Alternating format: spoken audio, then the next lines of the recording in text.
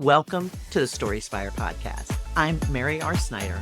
I am your host and storytelling strategist. I'm here with expert advice, actionable tips, and frameworks to create the stories that will inspire hearts and minds. Because stories change the world. Let's get into it. Hey, before we get started, I want to remind you of something. Have you said yes to my email? My newsletter, the StorySpire News. It is a weekly newsletter with a link to one of the episodes, the episode of the week, along with a storytelling tip, maybe something fun, a resource I found, or an inspirational story just to brighten up your email box. And you can do that simply by going to StorySpire.com and clicking on Join Mary. I'd love for you to join me there. Let's get into it. Let's talk about the power of storytelling, the power you have as a communicator. Now, I'm going to tell you why this matters so much to me in the version of a story. I was in an audience watching a powerful communicator on the stage, and it was moving. And everything about it, you wanted to be involved with this organization. And then he said, if you don't sponsor a child, they could die. They will die. And I'm like, well, that's not true.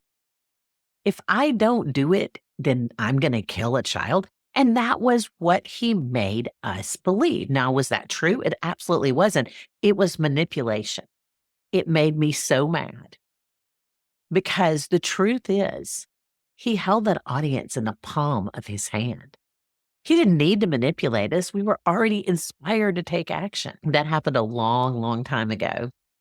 Between that day and today, a lot of life has happened. But one thing that has never changed is that when I help you tell stories, it's to inspire action, not to manipulate, not to guilt. Because people will join you if you guilt them and manipulate them. Let me tell you a point of reference. When you hear Sarah McLachlan singing In the Arms of the Angel on your television, I will race through the house to turn that off because I know the images I'm going to see. It's those little puppies that are all forlorn and scarred up and the kittens that look so sad. I know that manipulation is going to drive me to give a one-time donation. Did you notice the one-time donation? Because you see, I don't want to be involved with someone who's going to manipulate me. I don't want to do life. I don't want to buy your thing, buy your book, buy your course, join your group, join your organization, donate to your cause because you manipulated me. I might do it once, but I won't do it again. And as communicators, our job is to inspire people to join us on this journey. Now, if you're an author, a podcast, a speaker, you want to bring them into your sphere of influence, get them on your email list, have them a part of your group of what you're growing. And if you're a fundraiser, you want to bring them into that sphere of influence, have them get on your email list, maybe get that $25 donation to start with that will grow and grow and grow. But you don't do that through manipulation. You do that through inspiration. We want to be with people who inspire us to be more, to do more, to believe more, to know more, to trust more, to love more. Now, as storytellers, we have to be careful. We walk a fine line. I can flip that and go over to manipulation as easy as I can fall back into the information. Because between the information and the manipulation is the inspiration.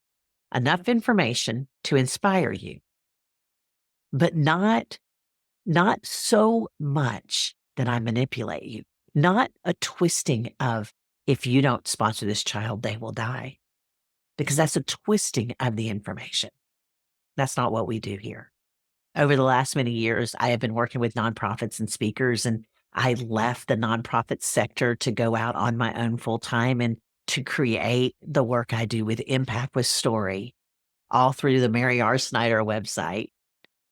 One of the things I created was StorySpire. And the reason I created this framework, this unique way of telling a story, it was all around telling the story the journey to helping people build the story from the standpoint of understanding what they want their audience to feel, to know, and to do. And that's why I created this. But back to the manipulation over the inspiration, or inspiration over the manipulation. Let's get it right. Inspiring people to action makes them want to come back again. They want to hear the rest of the story. They want to hear the next story. When you think about Sarah McLachlan, I don't want to hear about any more puppies that are dying. I don't want to hear those stories. I want to hear the story about the dog that was saved when somebody found it on the side of the road. I want to read the story about the dog who had everything going against it, but this one person said, I'll take that one. I want to hear the inspiring stories. I don't want to see the pornography of poverty. Yeah, you heard that right. Poverty, pornography. I know. You didn't think you'd hear that on my podcast, did you? Well, let me tell you what that is. That's when those pictures of those swollen bellies and flies all over their face, the children. Do you remember those? I don't remember the organization, and I was very young, but I think it was Sally Struthers. That was their spokesperson, their ambassador. And those images would pop up on the screen on television, and I was so appalled by it. I know it created a lot of donations, but did it create a lot of donor relations? Did it create long-lasting engagement? So as you build your stories, storyteller, understand the power that you wield. Understand that you can manipulate, but don't. Inspire. It's a slower journey, but you're still going to get there. And not only would you get there, but the people that join you on that journey will stay there. They will stay with you. They will follow with you. They will buy the books. They will buy the courses. You know, we've all probably, maybe just me, but we've all seen the, hey, if you buy this, I can guarantee you'll get 10,000 followers, or you'll get $10,000 if you just invest $2,000 in this thing. Now, I don't know if you've ever fallen for any of that. I have, but that's manipulation because the thing didn't return the results. So am I going to buy another thing from that person? Am I going to buy a book? Am I going to support a cause? No, because you just manipulated me.